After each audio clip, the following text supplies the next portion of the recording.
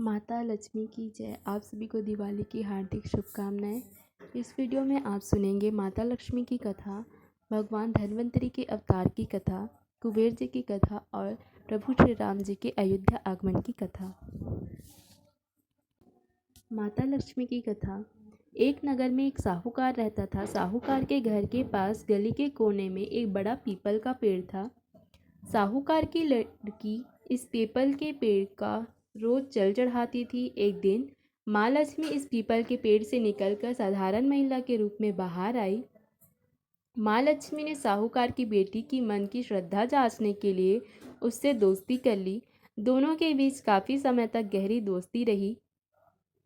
एक दिन माँ लक्ष्मी ने साहूकार की बेटी को अपने घर पर खाने का निमंत्रण दिया। साहूकार की बेटी ने भी निमंत्रण स्वीकार कर लिया। साहूकार की बेटी अगले दिन माँ लक्ष्मी के घर पहुंची तो उन्होंने सोने के पटे पर साहूकार की बेटी को बिठाया। इसके बाद सोने के थाल में 56 तरह के पकवान परोसे। यह देखकर साहूकार की बेटी प्रसन्न हो गई। उसने खुशी खुशी भोजन किया। भोजन के बाद माँ लक्ष्मी ने उससे कहा कि कल मैं तुम्हारे घर भोजन करूंगी।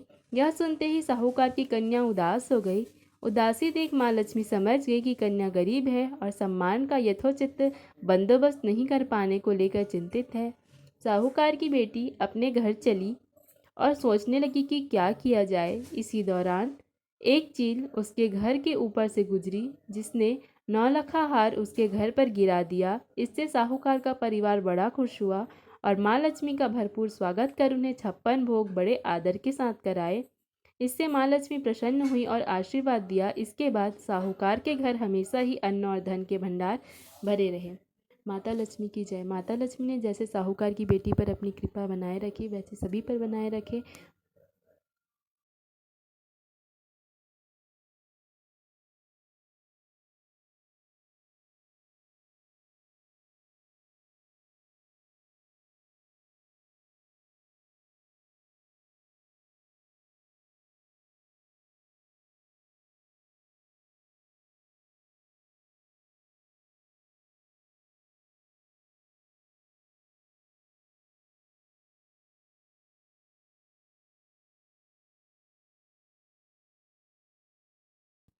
अब सुनिए भगवान धन्वंतरि के अवतार की कथा। समुद्र मंथन के दौरान भगवान धन्वंतरि हाथों में अमृत कलश लेकर प्रकट हुए थे। जिस तिथि को भगवान धन्वंतरि समुद्र से निकले वह कार्तिक मास के कृष्ण पक्ष की त्रयोदशी थी, अर्थात धनतेरस का दिन। भगवान धन्वंतरि समुद्र से कलश लेकर प्रकट हुए थे, इसलिए इस अवसर पर बर्तन खरीदने की परंपरा चली आ रही है। भगवान धन्वंतरि को विष्णु भगवान का अंश माना जाता है और इन्होंने ही पूरी दुनिया में चिकित्सा विज्ञान का प्रचार और प्रसार किया। भगवान धन्वंतरि के बाद माता लक्ष्मी 2 दिन बाद समुद्र से निकली थी, इसलिए उस दिन दीपावली का पर्व मनाया जाता है। इनकी पूजा अर्चना करने से आरोग्य सुख की प्राप्ति होती है। एक बार मृत्यु के देवता यमराज ने यमदूतों से प्रश्न किया कि क्या कभी मनुष्य के प्राण लेने में तुमको कभी किसी पर दया आती है? यमदूतों ने कहा कि नहीं महाराज, हम तो केवल आपके दिए हुए निर्देशों का पालन करते हैं। फिर यमराज ने कहा कि बेझिझक होकर बताओ कि क्या कभी मनुष्य के प्राण लेने में दया आई है? तब एक यमदूत ने कहा कि एक बार ऐसी घटना हुई है कि जिसको देखकर हृदय पसीज गया। एक दिन हंस नाम का राजा शिकार पर गया था और वह जंगल के रास्ते में भटक गया था और भटकते भटकते दूसरे राजा की सीमा पर चला गया। वहाँ एक हेमा नाम का शासक था। उसने पड़ोस के राजा का आदर सत्कार किया। उसी दिन राजा की पत्नी ने एक पुत्र को जन्म दिया। ज्योतिषों ने ग्रह नक्षत्र के आधार पर बताया कि इस बालक की विवाह के 4 दिन पश्चात मृत्यु हो जाएगी। तब राजा ने आदेश दिया कि इस बालक को यमुना तट पर एक गुफा में ब्रह्मचारी के रूप में रखा जाए और स्त्रियों की परछाई भी वहां तक नहीं पहुंचनी चाहिए। लेकिन विधि के विधान को कुछ और ही मंजूर था। संयोगवश राजा हंस की पुत्री यमुना तट पर चली गई और वहां राजा के पुत्र को देखा। दोनों ने गंधर्व विवाह कर लिया। विवाह के 4 दिन बाद राजा के पुत्र की मृत्यु हो गई। तब यमदूत ने कहा कि उस नवविवाहिता का करुण विलाप सुनकर हृदय पसीज गया था। सारी बातें सुनकर यमराज ने कहा कि क्या करें, यह तो विधि का विधान है और मर्यादा में रहते हुए यह काम करना ही पड़ेगा। यमदूतों ने पूछा कि ऐसा कोई उपाय है जिससे अकाल मृत्यु से बचा जा सके। तब यमराज ने कहा कि धनतेरस के दिन विधि विधान से पूजा अर्चना और दीपदान करने से अकाल मृत्यु नहीं होती। इसी घटना की वजह से धनतेरस के दिन भगवान धन्वंतरी और माता लक्ष्मी की पूजा की जाती है और दीपदान किया जाता है। भगवान धन्वंतरी की जय, माता लक्ष्मी की जय। इन कथाओं के साथ साथ धनपति कुबेर जी की कथा भी दिवाली और धनतेरस पर जरूर सुननी चाहिए। कुबेर को देवताओं के धन का कोषाध्यक्ष कहा जाता है और वे धनपति भी हैं। उनके पास धन का अक्षय भंडार है जो कभी खत्म नहीं होता। वे धन के संरक्षक भी हैं। उनकी पूजा करने से धन स्थायी होता है, उसमें कोई कमी नहीं होती। जबकि माता लक्ष्मी धन और वैभव की देवी हैं, लेकिन वह चंचला है। वे अधिक समय तक एक जगह पर स्थिर नहीं रहती। इसलिए धनतेरस और दिवाली के दिन कुबेर जी की पूजा की जाती है। एक कथा के अनुसार एक समय की बात है जब गुणनिधि नामक बालक भगवान शिव का भक्त था। वह पिता की तलाश में घर से निकला। वह पिता को खोजते खोजते थक गया। उसे भूख लगी थी। उस दिन शिवरात्रि थी।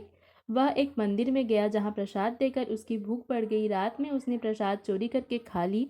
पुजारी ने क्रोध में आकर उस पर बाण से प्रहार कर दिया, जिससे उसकी मृत्यु हो गई।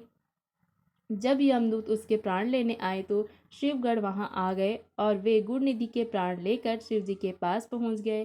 उसकी भक्ति से प्रसन्न होकर महादेव ने उसे अगले जन्म में धनपति होने का वरदान दिया। वही गुणनिधि अगले जन्म में धनपति कुबेर के नाम से प्रसिद्ध हुए। धनतेरस और दिवाली की रात पूजा के बाद कुबेर जी की भी पूजा करनी चाहिए, जिससे पद प्रतिष्ठा, धन वैभव आदि में बढ़ोतरी होगी। अब सुनिए प्रभु श्री रामचंद्र जी की कथा।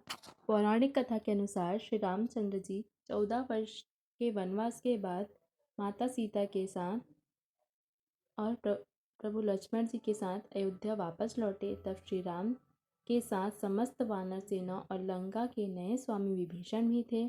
साथ ही श्री राम के परम भक्त हनुमान भी उनके साथ अयोध्या आए थे और वहीं रहे थे। जब श्री राम ने अयोध्या में चरण रखे तब उन्होंने देखा कि हर घर में दीपक ही दीपक जल रहे हैं। अयोध्या नगरी में हर घर के सभी सदस्य श्री राम और माता सीता की कामना करते हुए श्री गणेश और माँ लक्ष्मी की पूजा कर रहे हैं। यह देख श्री रामचंद्र जी बहुत प्रसन्न हुए और सभी को आशीष देने लगे। हालांकि भ्राता लक्ष्मण के मन में दुविधा थी कि लौटकर तो श्री राम आए हैं, तो पूजा श्री गणेश और माँ लक्ष्मी की क्यों हो रही है। इसी दुविधा को दूर करने के लिए उन्होंने नगरवासियों से सवाल किया। सभी अयोध्या वासियों ने बताया कि वह पिछले 14 वर्षों से लक्ष्मी गणेश जी की पूजा करते आ रहे हैं। सभी अयोध्या वासियों ने कहा कि श्री गणेश प्रथम पूज्य हैं और विघ्नहर्ता भी, इसलिए हम कामना करते थे कि हमारे प्रभु श्री राम जी के सभी कष्ट और विघ्न दूर कर दें। वहीं आप वनवास में बिना किसी सुख सुविधा के निवास कर रहे थे, इसलिए हम माता लक्ष्मी से आपकी समृद्धि की कामना करते थे। यह सुन प्रभु श्री राम का मन गदगद हो उठा और उन्होंने यह वरदान दिया कि जो कोई भी व्यक्ति दिवाली के दिन निश्चल भाव से लक्ष्मी गणेश की पूजा करेगा, उसके जीवन में कभी कोई कमी नहीं रहेगी। उसका घर धन धान्य से भरा रहेगा और वह घर हमेशा समृद्ध रहेगा।